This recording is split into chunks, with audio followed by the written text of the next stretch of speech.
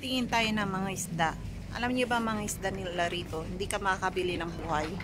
Puro frozen na. At saka yung naka-freezer na. Katulad nito.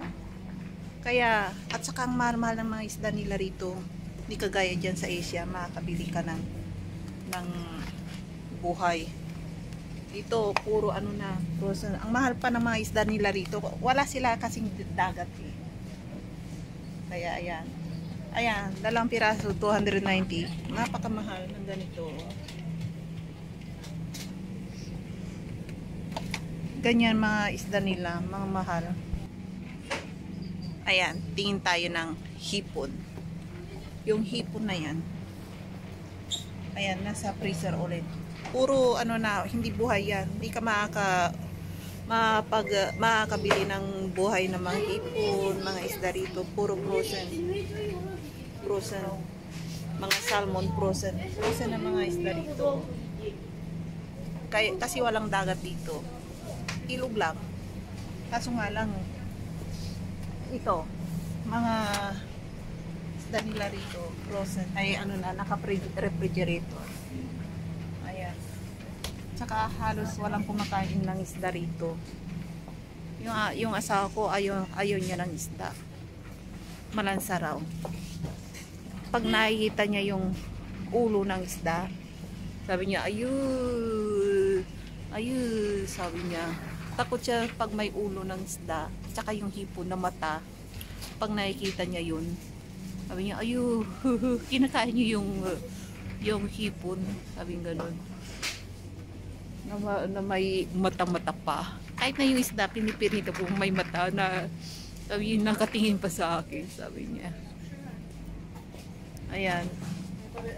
Ang mamahal ng mga isda rito, kaya hindi halos kami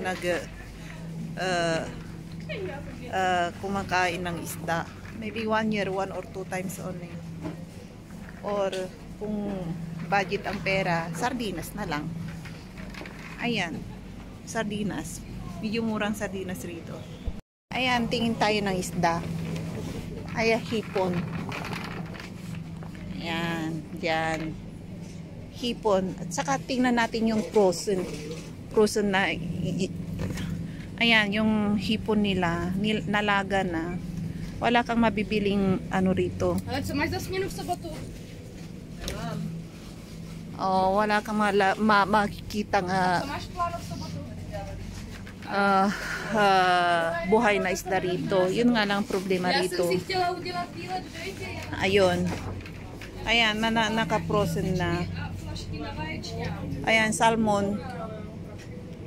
Ayan, tingin tayo doon sa frozen na mga isda. Tsaka yung sardinas, tingin tayo. Ayan, ang sardinas, inka na mga sardinas. Aray. Tingin tayo. Ayan, sardinas. Ganito ang mga sardinas nila. Hindi ko pa ito natitikman. Ayan. Ayan ang presyo. Oh. Ayan, 44 lang. Iwan ko sa convert ng exchange rate ng peso. Mga 100. Ayan, isang piraso nito. Oh, ito 49. Masarap to, yung tuna. Ang sarap nito. Lagyan mo ng kalamansi at toyo. Ang sarap. Ito, hindi ko pa. 52 ang isa. 52. Tuna. Salad. Hindi ko pa natitikman yan. I-try ko next time. Ayan.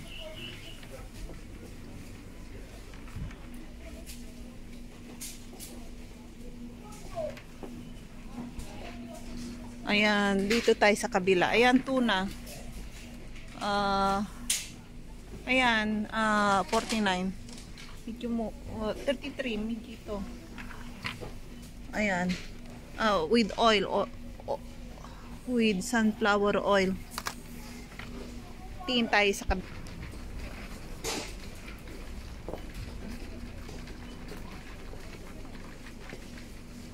Ayan, doon lang yung mga inkan na mga sardinas.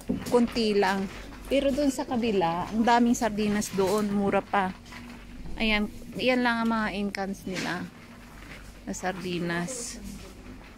Ayan. Kunti ang nakapila ngayon doon. Wala pa yung mga medyo sa hapon, maraming nakapila dyan na katamad pumila. Kung nakita kong marami, aalis ako. Kung iisang piraso lang naman ang bibiling ko, sa iba na lang. Pinipili ko yung kunti lang. Ayan, tingin tayo ng mga frozen na isda. Ayan. Ayan. Ito ang mga frozen na isda. Ito ang mga nabalatan na ng hipon. Ganito ang mga seafood dito. Pag nakarating dito, frozen na. Ayan. Ito, may dalawang klase ng hipon. Ito, medyo maliliit na kulay pink na isda. Hindi, hipon. Tag 199. Ito naman, medyo pa. Medyo may balat. Wala na nga lang ulo. King prawns. Ito 119, isang ganito. Mga frozen na mga pagkain nila rito. Ay mga isda. Ito. Ayan, tag 33. Mura. Tsaka yung mga isda doon. Ito. Tingnan natin. Ito, 99. Pwede na. Ilang piraso. 1, 2, 3, 4, 5, 6 pieces. Ayan. Ayan, yung isda na ganyan. Tag 59, 79. Ayan, ganyan. Ayan, makakain ka ng mga isda rito. Frozen. Puro hindi na buhay. Ayan. Kaya kapag nagbabakasyon ako sa Asia, ang ino-order ko parati sa restaurant, mga isda. Kunti lang ang mga baboy or chicken. Kasi sabik ako sa isda eh. Ayan, dito. Ayan, may frozen isda pa rito. Ganyan. Yan, ganyan. Ayan, frozen na isda. Ayan, ang laki. Magkano ang presyo? 119? Hindi, hindi ko alam. Free. Mga frozen nga lang isda nila rito. Ayan. Ito, may pang parang smoke. 23 per grams. Per 100 grams. Magkano ang presyo nito? 87. Buo na to. Parang tinapa style. Ayan, parang tinapa style na ayan. Ayan, mga hindi pa ako nakakain nito. Ayan, na isda. Ayan. Ano pa? Ayan, kung gusto nyo orderin ng tinapa, masarap yan. Nakakain na ako minsan yan, yung tinapa style. Masarap. Kaso nga lang medyo mahal isang piraso, aabot ng 100 at presyo dyan sa inyo sell magkano convert sa peso, mga 200. mahal ang isda rito, kaya nagbababoy na lang kami at chicken ang inuulam namin. Medyo sosyal, no? Nag-iisda lang kami maybe 1 or 2 times a year. Ayan, buhay nga naman ng mga European, lalo sa Czech Republic, walang dagat. Ayan. Ayan, doon tayo. Magbayad na nga lang tayo, uwi na tayo.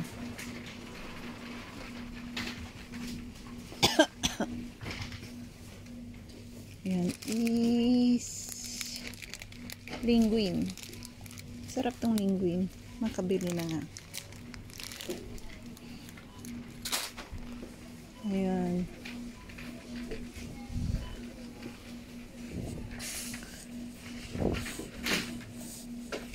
Ayan. Tara. Uuwi na tayo mga kababayan ko. Sikat ng araw sa ano, masakit sa mata. Ayan. Ayan, masakit sa mata ang sikat ng araw dito. Kaya kailangan kapag may araw dito naka-eyeglass ka. Kaya tingnan nyo yung mga taga-check kapag tag-init, nakasalamin sila. Kailangan naka-eyeglass na black. Oh, masakit sa mata kasi yung sikat na araw. Hindi masakit sa balat. Masarap sa balat. Ayan, tatawid na tayo. Hintayin natin yung stoplight.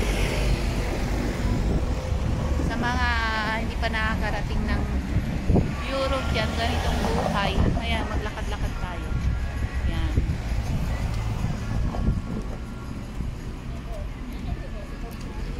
Ayan, doon banda is medyo traffic doon. Ayan. Ayan, stoplight natin yan. Ayan. Ayan tayo. Aaray ko yung mata ko. Ang sakit. Mapipikit ka sa sakit ng silaw ng araw dito. Ayan. Oh, mag-aalaon ay media na. Ayan, ayan. Aray. Muntik na akong mabalian ng paa. Doon oh, may butas pala.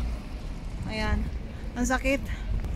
Baka ma-hospital pa ako sa kakabablog ko nito eh. Mapilay pa ako. Napilay ako last month. Last 2 other months. Ano, kailan ba yun? September ba yun? Oo, hindi ako makalakad ng isang buwan. Hanggang ngayon, medyo masakit pa yung buto ng paa ko. Yung talampakan ko. Ang sakit. Halos araw-araw ang sakit ng paa ko. Grabe. Hindi ako makalakad. Ang ginawa kong wheelchair ko, yung upuan ko. Pag pupunta ako ng banyo, yun ang tulak-tulak ako ng anak ko. Natin baka may sakyan. Ayan, dito tayo, uwi na tayo. Baka mamaya matuluyan pa akong mabalian pa ng talampakan ulit.